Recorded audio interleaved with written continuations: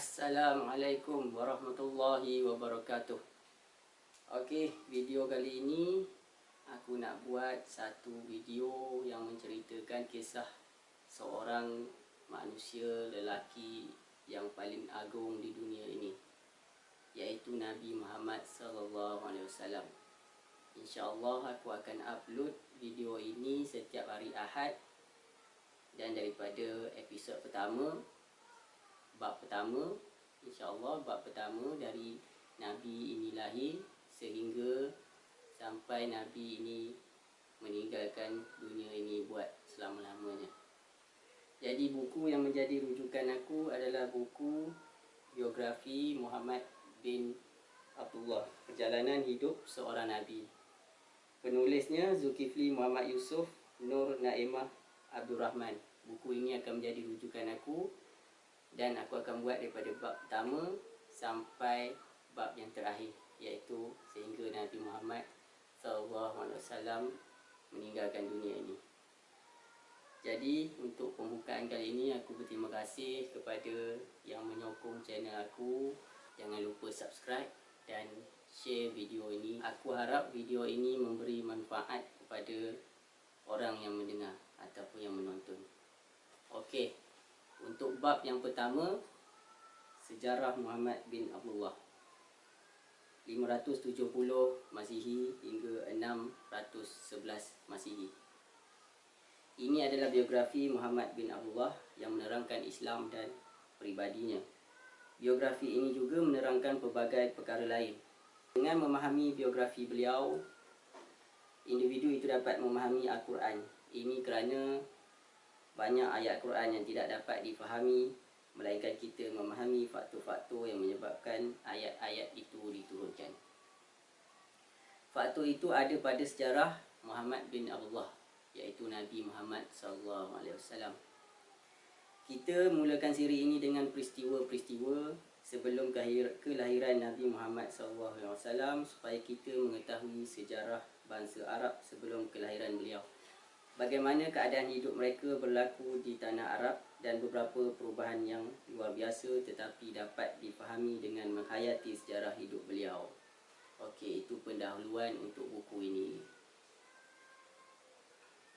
Tajuk yang pertama dalam sejarah, bab pertama, sejarah Muhammad bin Abdullah.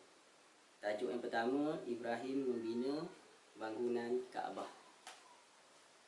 Tuhan memerintahkan Ibrahim supaya isterinya Siti Hajar dan anak kecil kesayangannya, iaitu Ismail, supaya ditinggalkan di suatu tempat bernama Mekah. Mereka ditinggalkan di sebuah lembah gunung ganang berbatu di tengah padang pasir yang tidak ada tumbuhan. Mekah pada masa itu adalah lembah yang kosong dan kering kontang. Ibrahim berasal dari Palestin. Di Mekah, beliau meninggalkan isterinya Siti Hajar dan anaknya Ismail. Apabila mereka ditinggalkan di situ, Siti Hajar merasa pelik kerana di situ tidak ada air, tidak ada makanan, tidak ada jiran yang dapat menolong, bahkan tidak ada manusia lain. Dia pula ditinggalkan berdua sahaja dengan anaknya yang masih kecil. Semasa Ibrahim hendak meninggalkan mereka, Siti Hajar mengekori Ibrahim dari belakang sambil bertanya, mengapa dia ditinggalkan di situ? Namun Ibrahim tidak mengendahkannya, sehingga akhirnya Siti Hajar bertanya, adakah ini perintah Allah? Benar, jawab Ibrahim. Siti Hajar berkata dengan penuh yakin, kalau begitu pasti Tuhan tidak akan mensia-siakan kita. Sekiranya ini adalah perintah Tuhan, pasti ada pembelaan daripada Tuhan yang maha baik itu. Apabila si anak menangis kehausan, sementara susu Siti Hajar sudah mula kering, lalu berlarilah Siti Hajar mencari air di Bukit Safa, menuju pula ke Bukit Marwah dengan penuh cemas dan berharap kepada Tuhan. Berkat rintihan hati Siti Hajar yang bergantung penuh kepada Tuhan, Tuhan menghantar malaikat yang bernama Jibril. Dengan sayapnya, Jibril menyingkap telaga Zamzam yang akhirnya terpancar keluar apabila Ismail menghentak-hentakkan kakinya ke bumi. Inilah sejarah telaga air Zamzam yang masih mengeluarkan airnya sehingga ke hari ini. Telaga ini terletak berdekatan dengan bangunan Kaabah di Mekah. Menurut ahli-ahli sejarah, peristiwa ini berlaku selepas empangan besar di Yaman yang bernama Sad Ma'rib pecah.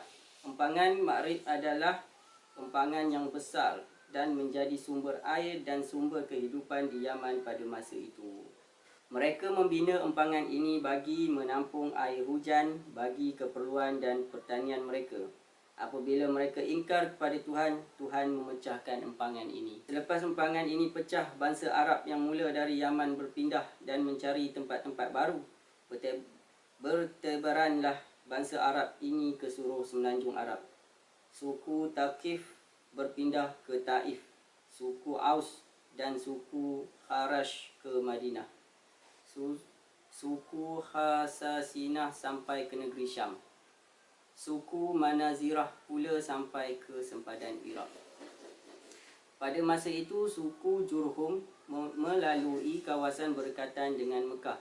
Mereka ternampak burung-burung berterbangan. Itu adalah petanda ada air di kawasan itu. Mereka tahu selama ini memang tidak pernah ada air di kawasan Mekah. Mereka perlu memeriksa adakah benar ada air di situ. Apabila mereka melihat ada seorang wanita bersama anak kecil di tempat air, mereka tidak merampas air Zam-Zam itu daripadanya kerana mereka suku kaum yang baik. Malah mereka meminta izin daripada Siti Hajar berkongsi air. Mereka rela membayar sewa telaga air itu kepada Siti Hajar apabila diminta. Selepas Ismail mula dewasa, Tuhan memerintahkan Ibrahim dan Ismail membina Kaabah di atas tapak asal Kaabah yang semula dibina oleh Nabi Adam. Kaabah sudah dibina sejak zaman Adam lagi, tetapi kemudian runtuh dan terkambus. Adam adalah manusia yang pertama yang dicipta Tuhan. Semasa Ibrahim dan Ismail hampir siap membina Kaabah, apabila sampai di suatu penjuru, mereka mencari batu yang paling sesuai bagi diletakkan tetapi tidak ditemuinya. Pada masa itu, Tuhan menurunkan seketul batu dari syurga, iaitu batu berwarna hitam yang disebut Hajar Aswad. Ada pada dinding Kaabah hingga hari ini. Kaabah hanyalah bangunan daripada batu yang disusun-susun. Bagaimana hendak memanggil orang supaya datang menziarahi Kaabah? Oleh itu, Tuhan memerintahkan Ibrahim membuat seruan kepada manusia. Ibrahim berkata, "Wahai Tuhan, bagaimana suara aku boleh sampai kepada pendengaran semua manusia?" Tetapi Tuhan menegaskan, tugas Ibrahim hanyalah membuat seruan. Dialah yang menyampaikannya kepada manusia. Ibrahim pun naik ke atas bukit Arafah yang terletak dekat dengan Kaabah dan telaga Zam-Zam. Dari atas bukit itu beliau menyeru manusia dari seluruh dunia supaya datang menziarahi Kaabah. Suara Ibrahim didengari oleh semua manusia dan Tuhan menjatuhkan ke dalam hati mereka rasa cinta bagi memuliakan Kaabah.